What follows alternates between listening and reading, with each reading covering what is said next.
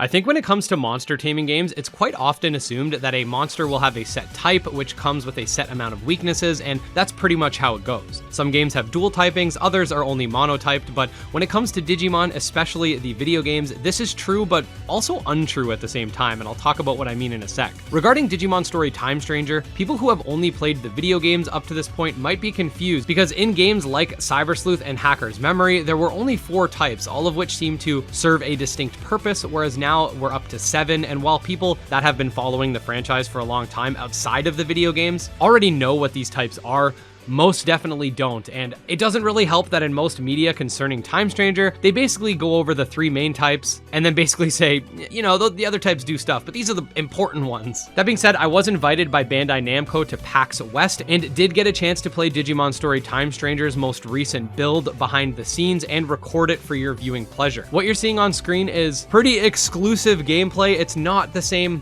thing that was present for the public at PAX and was only distributed to a very small amount of content creators. I'm going to be making several videos diving into the various systems within the game and showing off even more of the game every time I do so make sure to subscribe to the channel if you're not already. That said, sit back, relax, and let's dive in.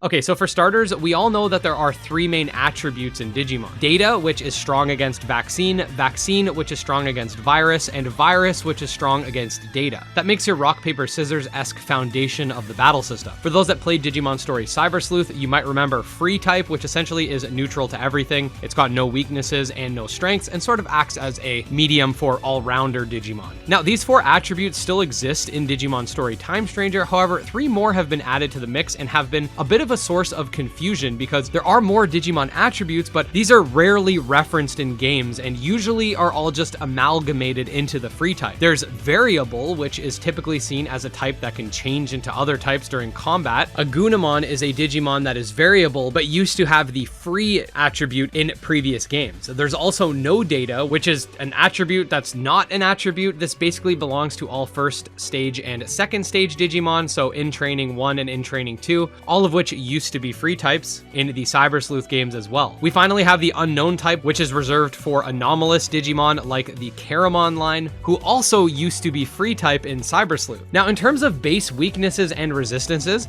every one of these types acts exactly like the free type in that they have no weaknesses or resistances listed on the summary pages. That said, given the limited time I've had with the game, I can't completely rule out the chance that there are some specific in-game moves that particularly target these types for additional damage or some sort of extra effect. Otherwise, while essentially separating the free type into multiple different Digimon types makes more sense from a lore perspective, it doesn't really make much sense in terms of having a cohesive game, hence why they put all these types into free type in the first place. Free types are supposedly reserved for Digimon that existed before the separation of types, by the way, but again, I don't get why they would turn free, variable, unknown, and no data into one type if they, for all intents and purposes, function exactly the same in game. Now, I see variable as something that could have a lot of potential since by definition it should allow the Digimon to change types on the fly, but at the very least, playing with Agumon, he does seem to have a special form change in this game, but all that does is boost damage against enemy Digimon with the Immortal trait rather than targeting a specific type or changing its own typing. Based on what I've played, the vast majority of this game will be keeping into consideration data, vaccine, and virus types, and for any other Digimon who doesn't fit into one of those, they're basically seen as a neutral type of sorts. Now, earlier I did mention that there's more to the Digimon type or attribute system than just a simple type wheel, and that's where elements come into play. Every Digimon attack has an element associated with it. The various elements can be seen on any Digimon's summary page, and each Digimon has its own unique set of resistances and weaknesses, much like what we'd see in a Shin Megami Tensei game. Demi-Devimon, for example, is weak to fire and light, as shown by the blue circle symbol, while resistant to water and dark attacks, shown by the red triangle. Digimon types and their elemental resistances all play into how much damage attacks will do.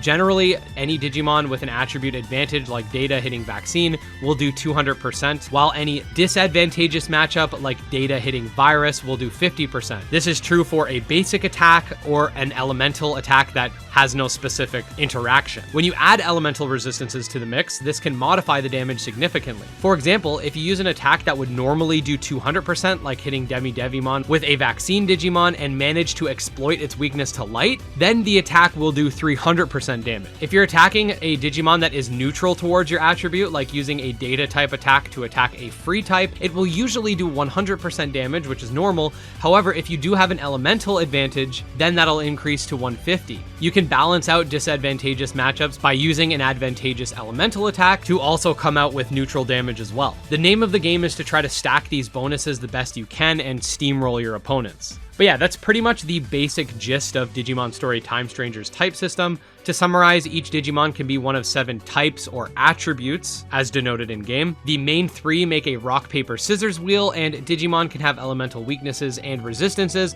that stack with the attribute weaknesses and resistances. The attributes Free, Unknown, No Data, and Variable all seem to work as neutral types, however, more research is needed to see if there's any significant differentiation. If you enjoyed this video and want to see more breakdowns of the upcoming Digimon Story Time Stranger using the exclusive footage I received at PAX, make sure to subscribe to the channel for all things monster taming.